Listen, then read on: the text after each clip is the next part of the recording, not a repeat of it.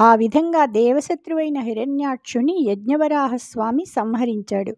బ్రహ్మాది దేవతలు, మునుల సమూహాలు ఆయనను స్తుతించారు. ఆ స్తోత్రాలకు స్వామి సంతోషం పొంది అందరినీ ప్రసన్న దృష్టితో చూచాడు. అరిగే వికుంఠధామమునకం మహితోత్సవ సూచకంబుగా మొరసె సుపర్వదుందుభుల మోఘములై ధరణీతలంబునన్ కురిసె ప్రసూన వృష్టి శిఖికుండములెల్లెడ తేజరిల్లె భాస్కర శశిమండలంబులు నిజత్యుతితో వెలుగొందెనత్తరిన్. ఆయన వైకుంఠానికి వెళ్ళాడు. ఆ మహోత్సవానికి సూచకంగా ఆకాశంలో దేవదుందుభులు మ్రోగాయి అమోఘంగా. భూమి మీద పూలవాన కురిసింది. హోమాగ్ని కుండాలు చక్కగా ప్రజ్వరిల్లాయి. సూర్యచంద్ర బింబాలు సహజంగా స్వప్రకాశంతో వెలుగొందాయి. జయ శ్రీకృష్ణ.